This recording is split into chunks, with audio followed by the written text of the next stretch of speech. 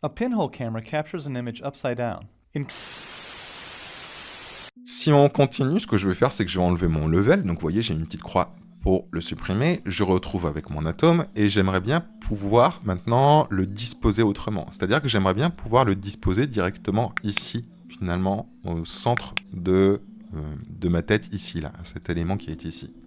Et ben dans ce cas-là, je vais chercher à changer comment mon image, mon masque, est affiché. Là, vous voyez, en gros, hop, je vais juste remonter comme ceci. En sélectionnant pardon, mon masque, là, vous voyez, j'ai pas grand-chose. J'ai que les options de brush. Donc, ça va pas me changer grand-chose sur mon image. J'ai les options de flow. J'ai l'alpha. Donc, on voit que l'alpha n'a rien à voir avec mon image, etc. Ça, c'est tout à fait normal. Il faut bien qu'à partir du moment où vous avez rajouté une bitmap dans un masque, il faut bien sélectionner, finalement, votre bitmap qui se trouve ici. Donc, à partir du moment où je clique ici, qu'est-ce que je retrouve ? Je retrouve plus mes options de brush, puisque ce n'est pas un brush, c'est une image. Mais par contre, je retrouve, par exemple, toutes les options qu'on a pu voir précédemment quand on a utilisé les calques et qu'on a vu la différence entre un fill layer et un layer simple. Là, vous voyez, je peux utiliser le tiling, je peux faire une rotation, je peux choisir l'offset sur l'axe horizontal ou vertical, etc., etc. Mais pour ça, moi, je vous conseille plutôt de passer directement dans la fenêtre 2D. On va dire directement ici qu'on ne veut pas qu'elle se répète, on veut la voir qu'une seule fois. Parfait.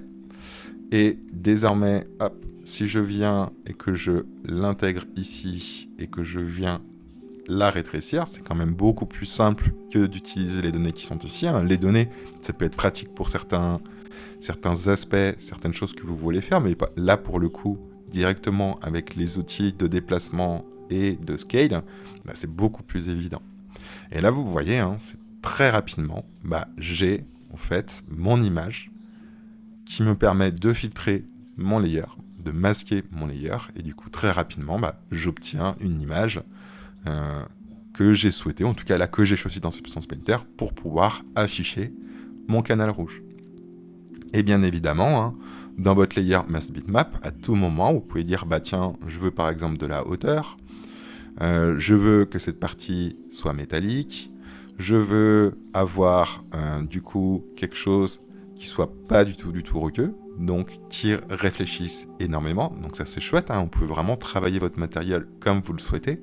Et puis à tout moment, si finalement votre image en production, elle a un petit peu évolué, ou alors c'est carrément une autre image qu'il faut parce qu'il y a eu un changement de DA, et là ce que vous allez pouvoir faire, c'est directement sélectionner le masque, sélectionner ce qui a permis de remplir le masque, c'est-à-dire une image, venir ici, et vous allez pouvoir choisir n'importe laquelle, tiens par exemple celle-ci, pourquoi pas.